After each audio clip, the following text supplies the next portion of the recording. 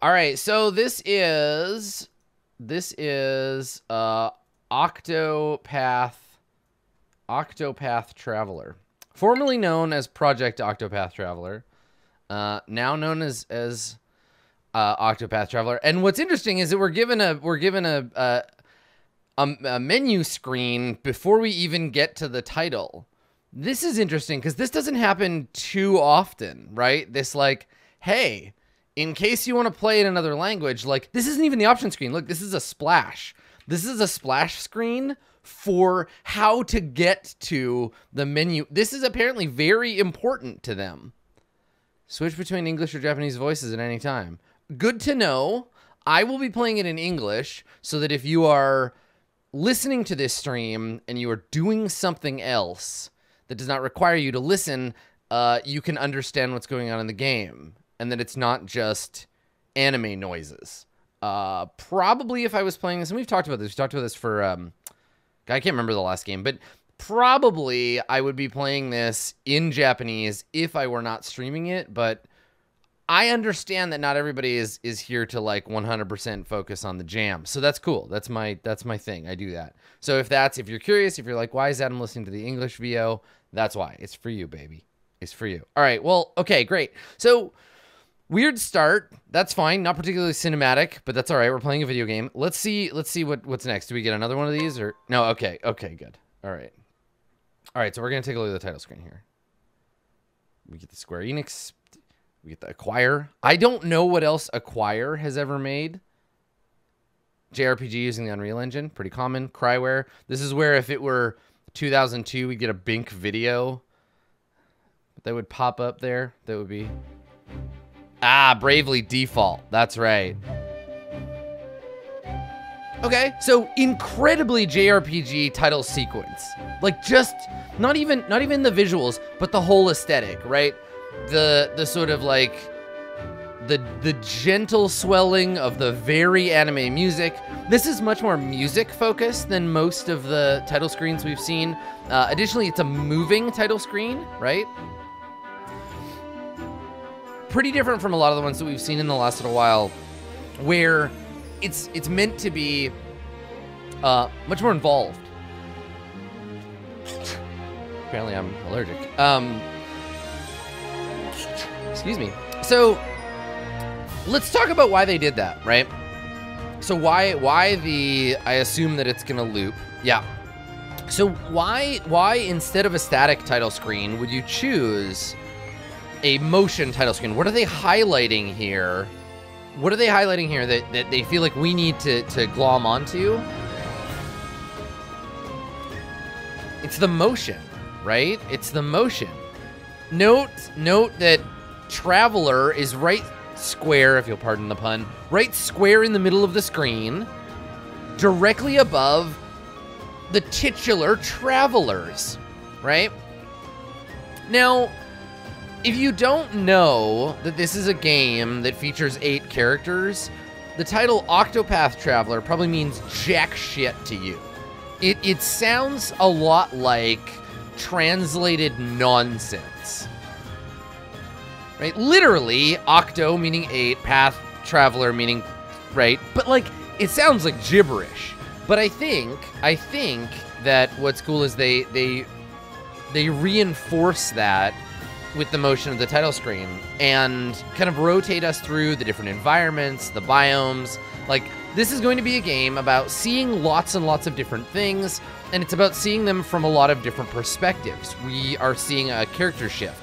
Now, it would be very different if they displayed this title sequence without the character, right? Now, they could very easily have just shown us the background and rotated through them, right? They could have been like, there's forests, there's going to be deserts, there's going to be snow scenes, etc.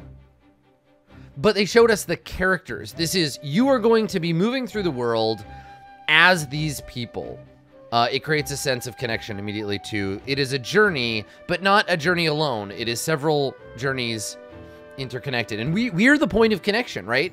Like, the reason that we don't see these characters grouping up, if they wanted to show us a story about, like, the main character, then the main character meets the best friend, then they meet the love interest, then they meet the alternate love interest, then they meet the funny monster, then they meet the comic relief, then they meet the edgelord. They would have shown one character, then two, then three, then four. They would have collected them all together. But this is not a line. It's teaching us that it's a hub. And we are the hub, right? We're the only thing that stays the same.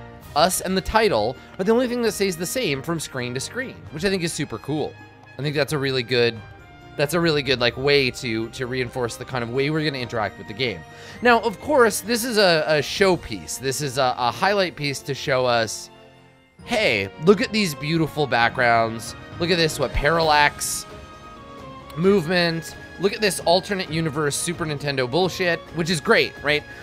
You know what? I don't think it's fair to call it... I don't think it's fair necessarily to think of this as like an upgraded Super Nintendo. It's really more like an upgraded, like, early PS1.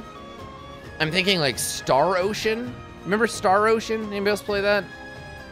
That's more the vibe I get from this. I think the thing that we can more easily attach to is like Final Fantasy VI.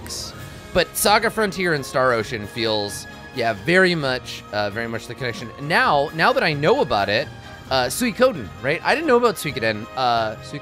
Suikoden. Anyway, I didn't know about that series until Bronze mentioned it in the last episode of Far Verona. But that's absolutely a grab here too. So, again, this title screen to me leaps out because it punches us in the mouth with the music, with the beautiful imagery, the motion. I think it uses all of those things really well.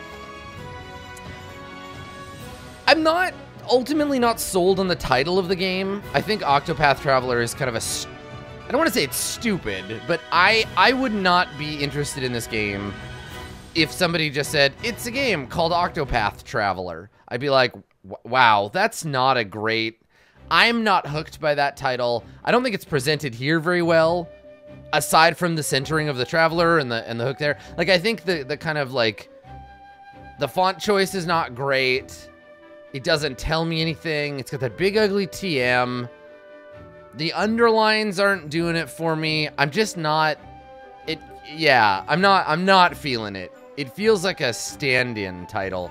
And really all it says is there are 8 characters and you go places. It's not that encouraging, but what does Final Fantasy tell us? And Final Fantasy was a lie. Final Fantasy is a stand-in title too, right? They called it that because they thought it was going to be the last game they made. Obviously, it was not. So, yeah, what is a Final Fantasy? Nobody knows. Dragon Quest, not a great title. It continues a beautiful lineage of not very good JRPG titles, which is fine. That's totally fine. It doesn't, whatever. It's not great, but it exists.